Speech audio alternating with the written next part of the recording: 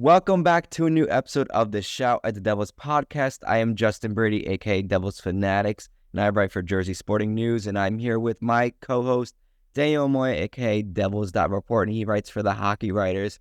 And the Devils have finally gotten their goalie. They have finally making a move for a goalie. It's been long awaited now. Me and Daniel have been talking about it for the longest time now, and now we finally have a number one goalie to talk about. The Devils acquired Jacob Markstrom in a trade yesterday from the Calgary Flames in exchange for defenseman Kevin Ball on the Devils' 2025 first-round pick, which is top 10 protected, and the Flames will retain 31.25% of Markstrom's contract.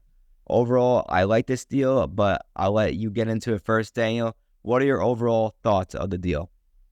Yes, so immediately when I saw it, we knew in this situation that Tom Fitzgerald didn't have the most leverage because he's basically publicly spoken about it, the quote-unquote big fish hunting or whatever that quote was. We knew it was something he basically had to do, and his hands were tied. So I thought the price would be a little higher, and I think he did a great job. But at the same time, there was some drama in Calgary. Markstrom supposedly wanted out. So overall, just the fact that they only gave up next year's first, top 10 protected too, and Kevin Ball, who, let's face it, Kevin Ball was good in flashes, but if the Devils want to be a winning team, he's a bottom-pairing defenseman that they could definitely upgrade from. Wish all the best to him, obviously, in Calgary, but the price really wasn't that high, and assuming, in theory, the Devils should be able to take a step and be back in the playoffs, and that first-round pick won't be a very high one anyway. So the fact that they finally got that goaltender, like you mentioned, is a huge thing. Markstrom has been one of the better goalies in the league for a pretty long time now. He's a veteran. He's someone basically you know what you're going to get as long as he doesn't decline rapidly. I always say that goalies are like relief pitchers in baseball, so you never truly know what you're going to get. Not really no one coming into the season, aside from maybe like Igor Shesterkin, is ever like a true lock. But it was a move that the Devils had to make, like I said, and they did so. So Markstrom seemed very happy to be a Devil in his press conference yesterday. And now the Devils can move forward. And what I like most about the deal is that the Devils still have a lot of cap space to work with. Because they went for Markstrom and not, let's face it, Markstrom isn't the long-term solution of the franchise because he's, 34 years old now? But he's someone who's going to give them that comfort level where the team could just go out and play and not have to worry about any shot from anywhere going into the net. It really is a great move. The cap space they'll have to work with now. I posted the figure last night. I want to say it's around 16 million, slightly over 16 million. That 31% retention from Calgary obviously helps. That's a lot of room to work with. It's not the most room in the world, but if Fitzgerald approaches this offseason the right way, the Devils could definitely improve in multiple areas with $16 million. And really the only big re-signing that they'll have to make is Dawson Mercer, and he could always get like a shorter bridge deal, a qualifying offer. So you're not necessarily on the hook for much there. The rest of it is just free money for Fitzgerald to do whatever he wants. And as the fan base would say, time for Fitzgerald to cook. Yeah, no, I'm a big fan of this deal overall. Markstrom in his last 3 seasons, he's put up some pretty good numbers. He had one down season, but in 2022, he was a top 3 Vezina finalist with a .922 save percentage and a 2.2 goals against average. And in that season, I believe he started around 60 games, which is a pretty big number.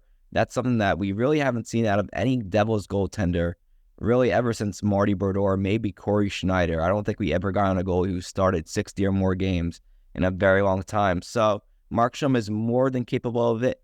But the season after that, in the 2022-2023 season, he did plummet a little bit, 2.92 goals against average and an .892 save percentage. But he had a little bit of a bounce back season this past year.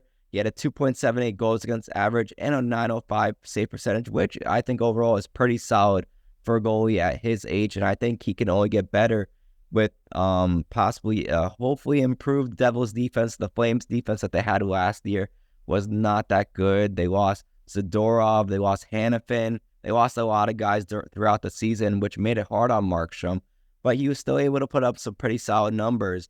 And look, yeah, people are going to point out he's 34 years old, but that's not the worst thing at all. Like you said, Dale, Markstrom is not a long-term option. He's just an option just for now until the Devils could figure out something later on. So there's nothing wrong with making a move. Tom Fisher had to make a move. If he didn't, fans were going to come for his neck. There's no doubt about it. There was a lot of pressure on him. He had to do something. I know there were a lot of talks with Allmark possibly coming to the Devils, but that price would have been too high.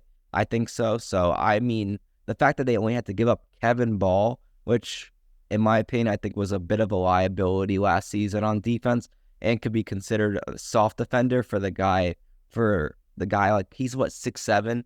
He wasn't using his body whatsoever. So that was a big problem. And I don't think the ceiling was too high for him. So I'm okay with shipping him off. And that 2025 first round pick is top 10 protected. So let's say shit hits the fan next season, they will retain that pick if they are a bottom 10 team once again. And obviously the salary retention is big. You get probably around $2 million more to play with compared to if you did retain his full salary. So that works out really well. So they have a lot of salary cap to work with. They obviously, I think they made it clear with trading Kevin Ball that they are going to get a new defenseman, whether it's through free agency or trade. I know a lot of people are talking about Nikita Zadorov. We'll obviously get into that in a future episode of free agency talk, but the Devils definitely have some salary cap to play with now. So, look, I think Markstrom could be a good goalie for the Devils. He definitely brings stability. I'm looking at it right now, you got Jacob Markstrom, Jake Allen. I feel so much better going into next season compared to having Akira Schmid and Vitek Vanacek. I think anybody would agree with that. So they have two goalies who have both proven themselves. Jake Allen was pretty good in his tenure with the Devils, in the short tenure, I should say, with the Devils. And Markstrom has proven that he could be a reliable number one goalie. So I'm excited to see what Markstrom brings. Daniel, what do you expect from Jacob Markstrom next season? Well, here's the thing, right? I see a lot of people saying, oh, he had a 905, which is okay, but the Devils need a true number one. Those are elite numbers. But Jacob Markstrom was arguably the best goalie in the league for almost 3/4 of the season. Then there's a significant downtrend in his numbers, which coincides with Calgary trading away their three best defensemen. Any goalie's going to struggle when a team's three best defensemen are suddenly gone. So you can't really fault them too much. And when you look into the advanced analytics, it's really just that more goals were ending up in the back of the net because Calgary was giving up more chances. But Markstrom was still saving significantly more goals above expected. He was, I have the stat right here, 13.7 goals saved above expected last season, which ranked 9th in the league among goalies last season. He had, I think it was the second or third best high danger save percentage too, at 770. So that's another big thing. The Devils more of an offensive team. If, say, Dougie Hamilton gets caught and there's a breakaway, Markstrom's one of the best in the league at stopping those, and that's a big thing. So overall, you can't really look at just the 905 figure, which is solid in of itself, but people are upset. Oh, he had a 860 in the final quarter, or 880, whatever it was, final quarter of the season. But you can't put any stock in that because the Flames were just a shell of their former selves. Plus, there was other stuff going on. I mean, hockey is just as much a mental game as it is physical, and we knew Markstrom wasn't happy there. He knew he was going to be a Devil last season, or at least thought, until that trade got nixed by Calgary's ownership, it was reported. So he definitely wasn't in the right frame of mind either. He knew he didn't want to be there. He knew he wanted out. And like I said, how happy he seemed yesterday to get this fresh start in New Jersey. I really think he's going to be a difference maker as long as physically he's there. And 34 years old, yes, on the older side, but Sergei Bobrovsky, 35 years old, playing in the Stanley Cup final right now and playing pretty well for the most part. So goalies kind of make no sense. We saw Adin Hill in the Stanley Cup finals last season. But you obviously want to upgrade where possible, and the Devils were 31st out of 32 in terms of goals saved above expected. So the fact that this is going to give them a massive, massive boost, and like we both said, to be able to build in other areas, because Fitzgerald was reported on looking for a top 6 forward, a bottom 6 forward, a bottom pair defenseman, and there was something else. There were 4 other things in addition to the goalie that Fitzgerald is confirmed to be looking for during this offseason. So the Devils are going to really be able to take some steps as a result. Markstrom's also Swedish. He's trained with Jesper Bratt before, so that should help him feel more comfortable. He said he talked to Tyler Toffoli, who said he loved playing in New Jersey, and that factored into his decision. Well, not his decision, he got traded, but you know what I mean. He had to waive the no trade clause, yes. So it's all important stuff here. The writing on the wall looks good. Now, obviously, Markstrom has to perform. That's the only thing that matters.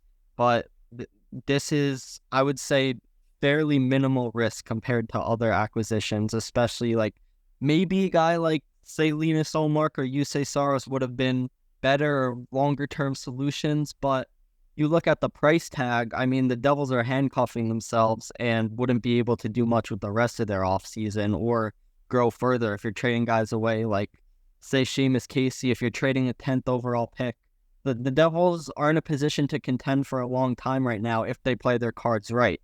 And with the move yesterday, I think Fitzgerald is showing that's the case. Yeah, I agree. I'm pretty shocked that they were able to keep Alexander Holtz, Seamus Casey, and especially that first-round pick that they had for this upcoming draft that is June 28th, I believe. So the Devils have a top 10 pick coming up. They have a big free agency ahead of them, with which they have $16 million cap space to play with. The few things that they do, they have to re-sign Dawson Mercer. They have to get a defenseman. They have to get a forward, definitely. So they still have some things to get done on the agenda, but this is the first thing that had to get done this offseason. Now it's done. Now they could focus on other things, which I think is a good thing. Get it out of the way. Let Devils fans be a little bit more at ease going into next season, and let Fitzy cook. He could do some amazing things. We know he's done it in the past. Be patient with him. I think he's going to get something really good done for the Devils this offseason and build a pretty good team going into next season. So I'm excited to see what it looks like. So next episode, we will be talking about the draft. We have the Devils obviously have the number 10 pick, which is very exciting. I'm happy they were able to hold on to it. So a lot of great guys are available. So we'll get into that. And obviously the Devils do have to re-sign a few guys, maybe a guy or two. We'll see what happens there. We'll get into that as well. So that'll be for next episode. But the Devils finally got their goalie. We appreciate all your support. Thank you guys for listening. The views and everything, all the engagement on all our socials, YouTube, Spotify have been amazing as of late. We appreciate all your support. Thank you guys so much. And until next time, peace out. Peace.